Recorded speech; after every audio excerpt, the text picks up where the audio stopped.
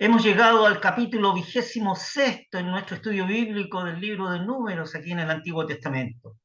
Y tal como sucedió en la primera gran sección de nuestro libro que consideramos, también en este capítulo 26 comienza un censo de los israelitas. Y al igual que antes, también el texto forma parte de una redacción sacerdotal. Ha pasado una generación consumida en el desierto por causa de su falta de fe, el no mezclar la palabra de Dios con fe. Y llega ahora el momento en que la segunda generación, censada, asuma su protagonismo en medio del pueblo de Dios.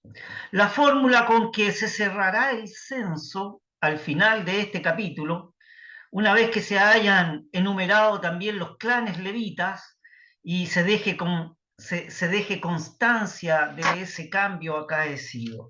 Y la verdad que la constancia la encontramos en el capítulo 26 de Números, los dos últimos textos que dicen así: y entre estos ninguno hubo de los contados por Moisés y Aarón el sacerdote, los cuales contaron a los hijos de Israel en el desierto de Sinaí. Porque Jehová les dijo: han de morir en el desierto, y no quedó varón de ellos, sino Caleb, hijo de Jefone, y Josué, hijo de Nun. Es decir, ninguno de los contados en el primer censo por Moisés y Aarón formaron parte de este segundo censo, excepto Caleb y Josué, hijo de Nun. No quedaba nadie de los que habían sido censados por Moisés y Aarón. Vuelvo a decir, solo Caleb y Josué. El comienzo también de este capítulo 26 que estamos considerando o recordando, también es muy significativo porque dice: Yahvé habló a Moisés y a Eleazar. Y esta es primera vez que sucede. Hasta ahora la frase análoga que habíamos escuchado o leído a través de todos los capítulos del libro de Números es: Yahvé habló a Moisés y a Aarón. Sin embargo, ahora por primera vez en este capítulo 26 se habla de que Yahvé habló a Moisés y a Eleazar, hijo de Aarón, que asumió el sumo sacerdocio. Pero Aarón, que ya había fallecido, como decíamos, el sumo sacerdocio pasó, ¿no es cierto?, a la siguiente generación, que era su hijo. Moisés aún permanece en pie, pero tampoco él, como veremos más adelante, llegará a entrar en la tierra prometida. Fíjese, apreciados hermanos, que la condición de este segundo censo son análogas al primer censo de los varones de 20 años útiles para la guerra, tal cual como lo vimos en los primeros capítulos del libro de Números. Pero existe un detalle de importancia. En el primer censo, el carácter de este era eminentemente militar. Sin embargo, en este segundo censo no se mira tanto la conquista de la tierra desde el punto de vista militar, sino en cuanto al reparto de ella, es decir, la distribución de la tierra entre las diferentes tribus israelitas. Esto nos indica que la conquista de la tierra se da por sentado, es decir, se da por supuesto. Es por eso que el segundo censo entonces está orientado nada más a poder distribuir todas las tribus de Israel para poder distribuir la tierra que ellos habrían de heredar. Esa es la razón por la cual la edad es mencionada tan solo una vez en este segundo censo. Sin embargo, en el primer censo la edad fue mencionada por cada tribu de Israel. Y esta vez, ahora, en este segundo censo, en cambio, se ofrece una lista de una composición de cada tribu con sus clanes que la integran. El orden en que se enumeran las tribus es también el mismo del primer censo. Así como en el primer censo se ordenaron las tribus, ¿no es cierto?, de menor a mayor o de mayor a menor, exactamente igual en este segundo censo, pero con una pequeña alteración en el orden. Manasés ahora pasa a ser mencionado inmediatamente después de Efraín. Tampoco en este caso, fíjese, en este segundo censo, se incluye junto con los demás tribus el resultado de los recuentos de los levitas, sino que el resultado de los recuentos de los levitas se sitúan al final, después de todos los recuentos. Pero fíjese, apreciados hermanos, que la diferencia más notable de este segundo censo es que esta vez se mencionan nominalmente los clanes que constituyen las tribus israelitas. Ahora, el resultado del censo muestra una pequeña disminución en el número total de la nación de Israel. Fíjese que desde los 603.550 israelitas censados en el primer censo, baja a 601.730 contados en el segundo censo. Es decir, estadísticamente diríamos que hay una disminución de un 0.3%. Pero fíjese que son más significativas las variaciones por tribus que por el total que acabamos de considerar, de 603.550 del primer censo a 601.730, la variación es 0.3%, un 0.3%. Sin embargo, esa variación es más significativa por las tribus o por los clanes. Hagamos un repaso entonces estadísticamente para poder tener una visión de la variación que hubieron de las tribus en este segundo censo con respecto al primero. Fíjese que la tribu de Manasés, de 32.200 del primer censo, pasó a 52.700 en el segundo censo. Es decir, subió un 38,8%.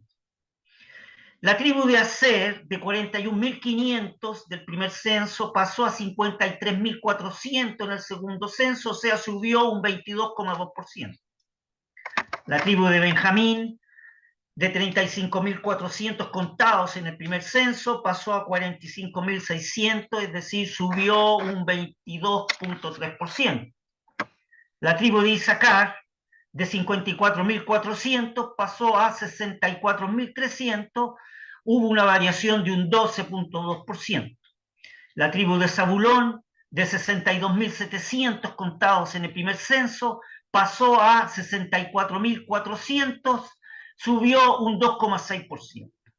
Y la tribu de Judá, de 74.600 contados en el primer censo, pasó a 76.500, subió un 2,4%. Aún así, habiendo una pequeña variación, un 2,4% de incremento con respecto a la cantidad, ¿no es cierto?, de israelitas de la tribu de Judá, aún así la tribu de Judá viene a ser la tribu de mayor número de israelitas dentro de todas las tribus de Israel.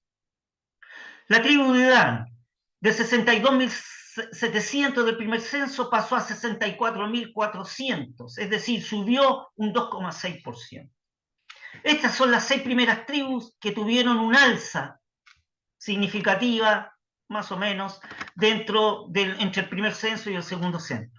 Veamos ahora las tribus que descendieron en número de cantidad de israelitas en este segundo censo. La tribu de Simeón, de 59.300 en el primer censo, pasó a 22.200 contados en el segundo censo. Es decir, hay una disminución de un 37,4% significativa.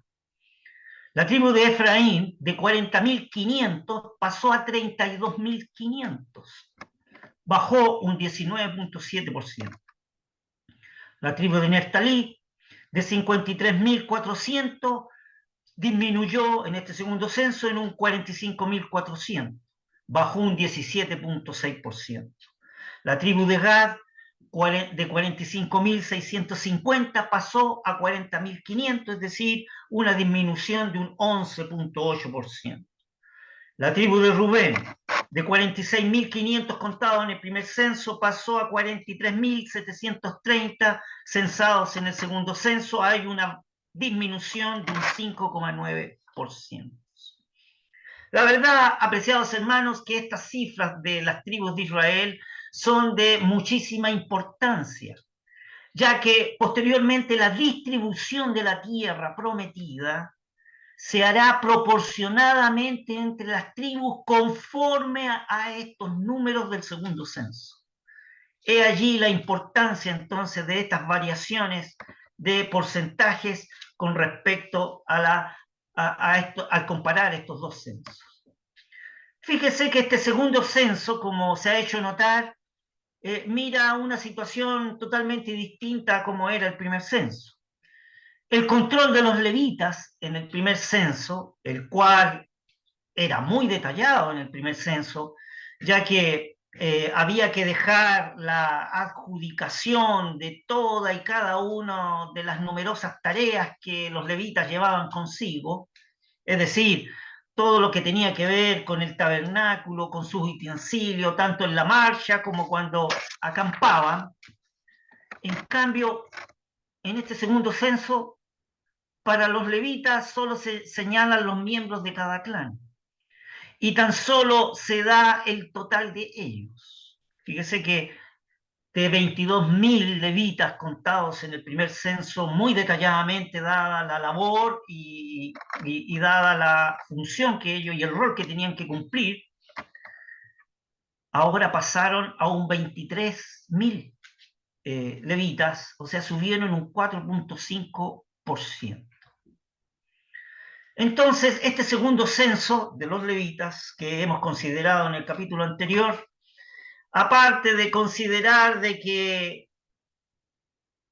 no tenían la palabra de Dios mezclada con fe, todo el capítulo 26 no habla de esta comparación de estos dos censos, los cuales sus cifras son tremendamente importantes por la distribución que van a tener las distintas tribus de Israel de la tierra heredada, de la tierra prometida. Muy bien, apreciados hermanos, teniendo esto en cuenta entonces como un telón de fondo, les invito a considerar ahora el capítulo 27 y poder descubrir allí cuáles son las lecciones que el Señor nos tiene para nuestras vidas espirituales. Y la palabra del Señor dice así: y las hijas de Salfaad, hijo de Jefer, hijo de Galaad, hijo de Maquir, hijo de Manasés, de las familias de Manasés, hijo de José, los nombres de los cuales eran Maala, y Noa, y Ogla, y Milca, y Tirsa, llegaron. Y presentáronse delante de Moisés y delante del sacerdote Eleazar y delante de los príncipes y de toda la congregación, a la puerta del tabernáculo del testimonio, y dijeron: nuestro padre murió en el desierto, el cual no estuvo en la junta que se reunió contra Jehová en la compañía de Coré, sino que en su pecado murió y no tuvo hijos. ¿Por qué será quitado el nombre de nuestro padre de entre su familia por no haber tenido hijo? Danos heredad entre los hermanos de nuestro padre. Y Moisés llevó su causa delante de Jehová, y Jehová respondió a Moisés diciendo: bien dicen las hijas de Salfa, ha de darle posesión de la heredad entre los hermanos de su padre, y traspasarás la heredad de su padre a ellas. Y a los hijos de Israel hablarás diciendo: cuando alguno muriere sin hijos, traspasaréis su herencia a su hija. Y si no tuviere hija, daréis su herencia a sus hermanos. Y si no tuviere hermanos, daréis su herencia a los hermanos de su padre.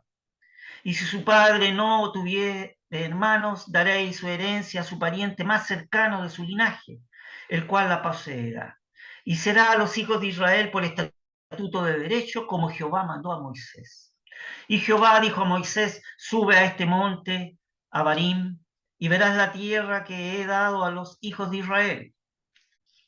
Y después que la habrás visto, tú también serás reunido a tus pueblos, como fue reunido tu hermano Aarón. Pues fuisteis rebeldes a mi dicho en el desierto de Sin, en la rencilla de la congregación, para santificarme en las aguas a ojos de ellos. Estas son las aguas de la rencilla de Cades, en el desierto de Sin. Entonces respondió Moisés a Jehová diciendo: ponga Jehová, Dios de los espíritus de toda carne, varón sobre la congregación, que salga delante de ellos y que entre delante de ellos, que los saque y los introduzca, porque la congregación de Jehová no sea como ovejas sin pastor.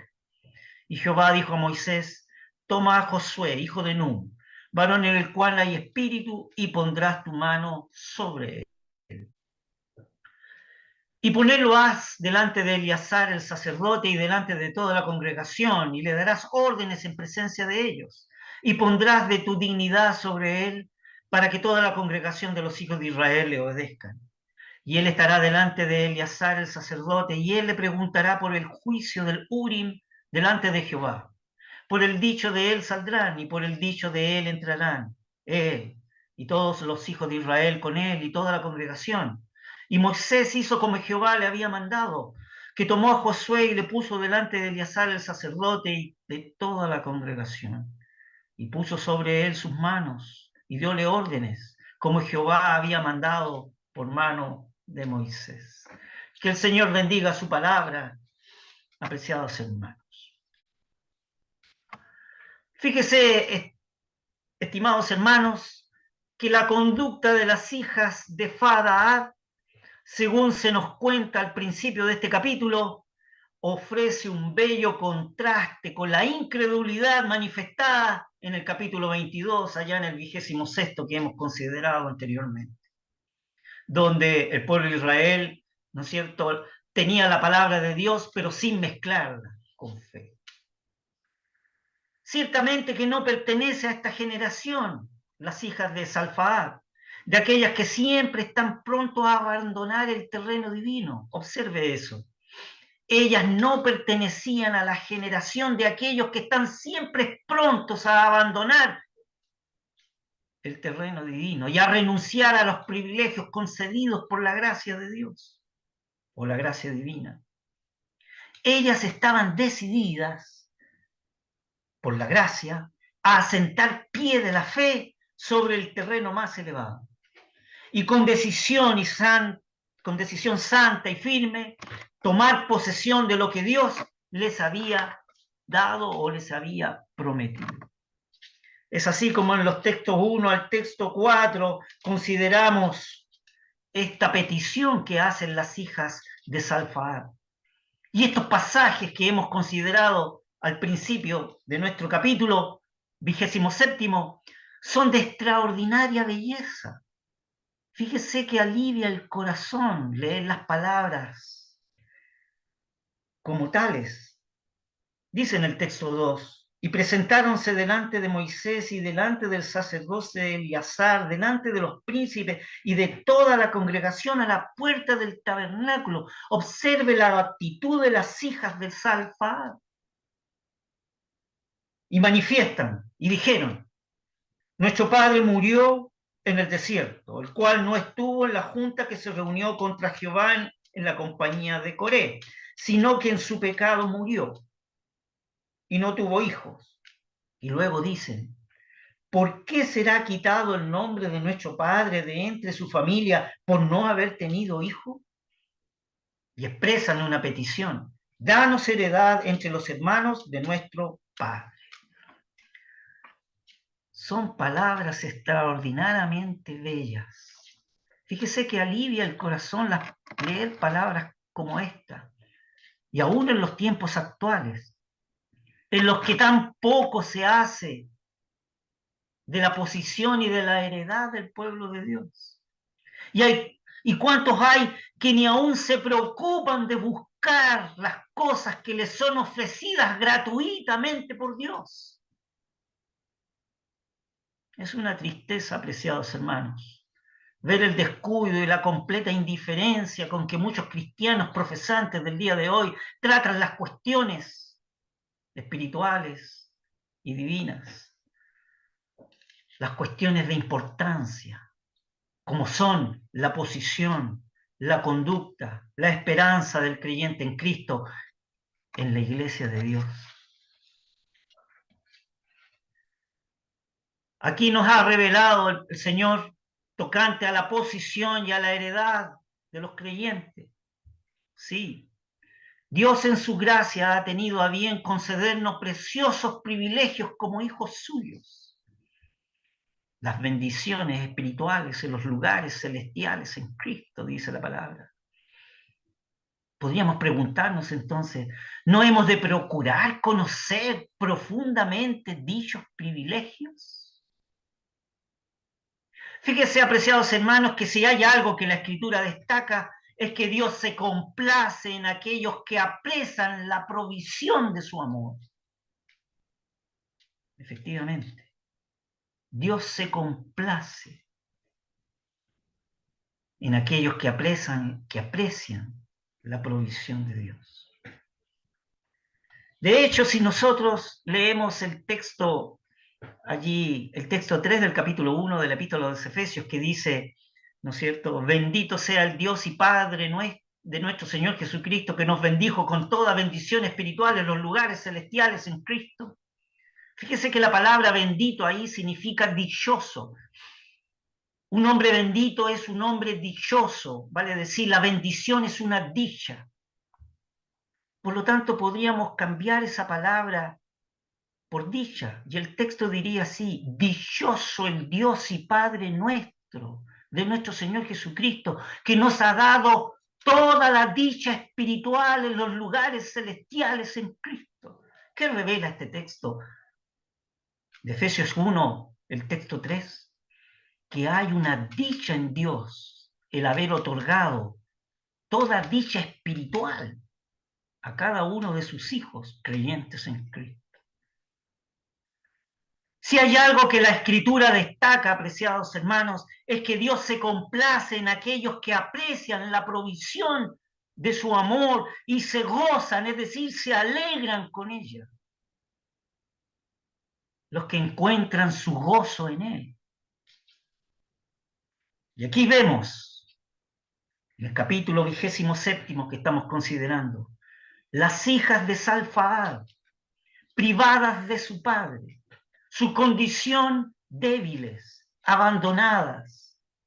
Si las consideráramos desde el punto de vista humano en su condición, estaban tristes, agobiadas. La muerte de su padre había roto el lazo aparente que las unía con la herencia propiamente tal dicha de su pueblo. Se resignan a renunciar a ella, no teniendo interés en ella. ¿Les daba igual a ellas tener o no tener un sitio o una heredad entre el Israel de Dios? No, de ninguna manera es la respuesta enfática. Estas ilustres mujeres nos proporcionan un modelo a estudiar y a imitar en nuestras vidas. Un celo que podríamos decir que ellas se regocijaban en el corazón de Dios con respecto a su promesa de la heredad que les correspondía con respecto a la tierra prometida. Es por eso que el censo del capítulo 26 es tan extenso y tan estadístico como lo consideramos. Porque al mirar ellas este censo y esta estadística, nace en su corazón con fe y con deseo, el deseo de tener parte de la heredad de Dios, ser parte del pueblo de Dios y no perder las promesas divinas. Por fe estaban seguras que había para ellas en la tierra de promisión un lugar, una heredad, en la cual ni la muerte ni ningún incidente en el desierto las privaría. ¿Qué dijeron?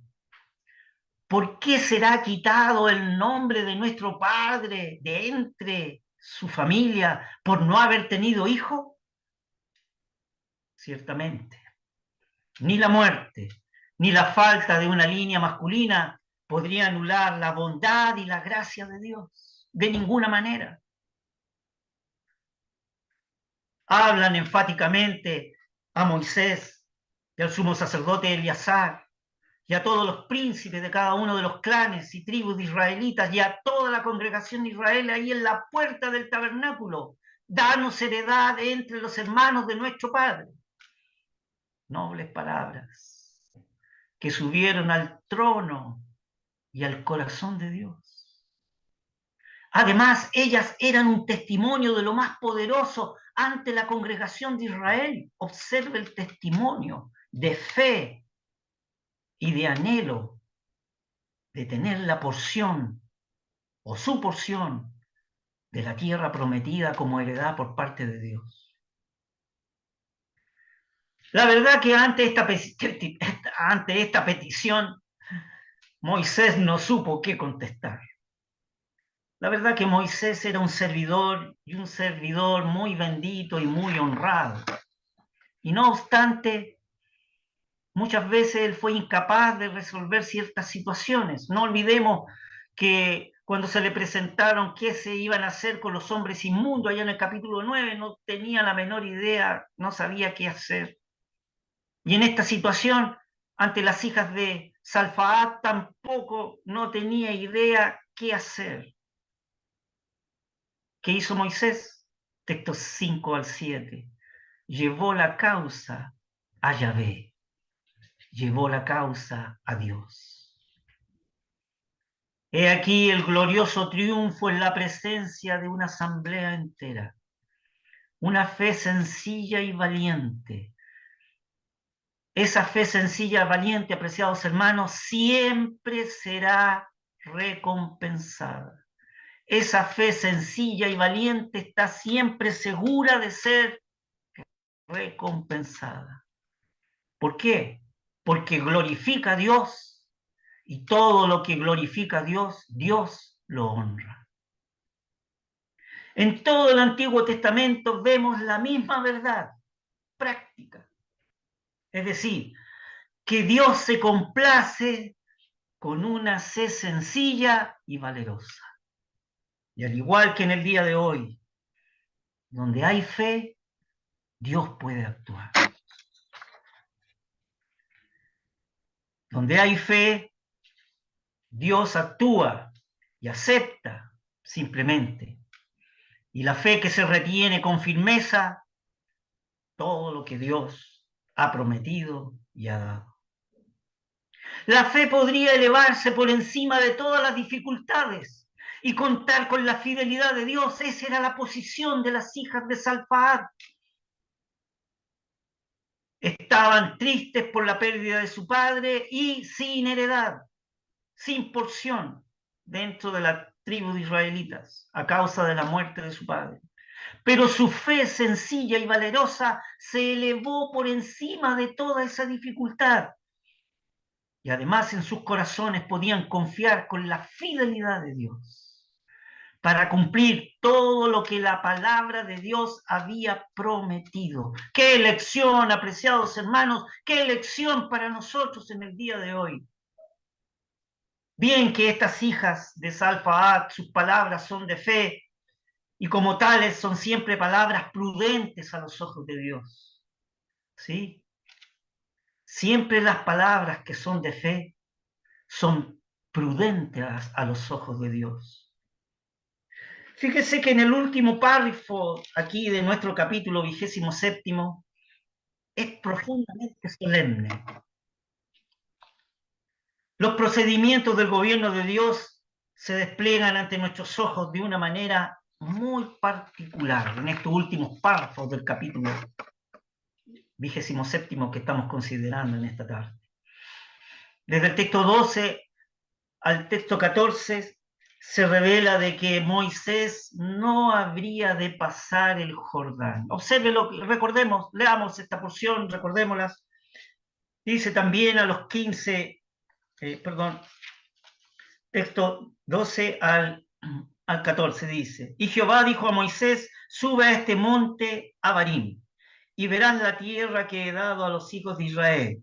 Y después que la habrás visto, tú también serás reunido a tu pueblo como fue reunido tu hermano.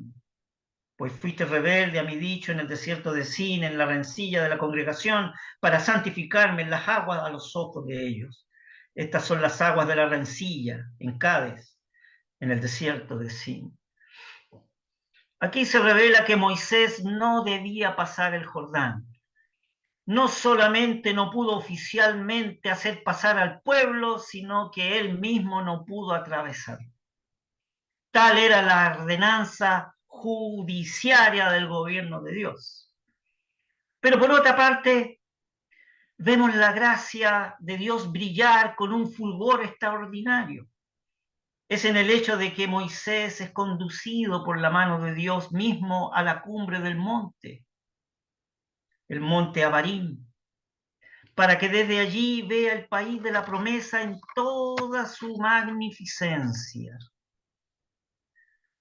Pues bien, ese es el fruto de la gracia, que se muestra aún más plenamente al final del libro de Deuteronomio, que vamos a considerar en la voluntad del Señor más adelante, donde se nos dice también que Dios enterró a su querido siervo.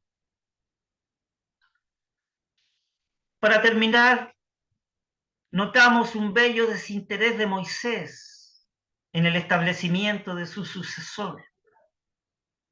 Él siempre, Moisés, se distinguió por un espíritu eminentemente desinteresado, una gracia rara y admirable en un siervo de Dios. No le vemos nunca buscando sus propios intereses. En cada ocasión que le es presentada para establecer su reputación y fortuna, Moisés mostró la gloria de Dios y el bien de su pueblo, el cual ocupaban y llenaban su corazón. Por lo tanto, no quedaba sitio para él para alguna consideración personal. He aquí un siervo de Dios, apreciados hermanos. He aquí, apreciados hermanos, una gran lección para aquellos que profesan ser siervos de Dios. Y así lo vemos en la última escena de este capítulo 27, cuando Moisés se entera que no debe atravesar el Jordán. En vez de llenarse de lamentos para consigo y de envidias y de murmuraciones, solamente él piensa en el interés de la congregación. Y en los textos 15 al 17, él expresa su deseo en su corazón delante de Dios, diciendo: entonces respondió Moisés a Jehová, diciendo: ponga Jehová, Dios de los espíritus de toda carne, varón sobre la congregación, que salga delante de ellos y que entre delante de ellos, que los saque y los introduzca, porque la congregación de Jehová no sea como ovejas sin pastor. Qué dulce debieron ser estas palabras al corazón de aquel, al corazón de Dios, que amaba tanto a su pueblo, el cual se ocupaba de él constantemente. Con tal que las necesidades de Israel estuvieran satisfechas, Moisés estaba contento. Esto es, apreciados hermanos, una sencillez y una humildad. Dos elementos muchas veces faltantes en nuestras vidas espirituales. Debemos aquí entonces, apreciados hermanos, repetir las palabras del apóstol. Todos buscan lo suyo propio, es decir, sus propios intereses, y no lo que es de Cristo Jesús.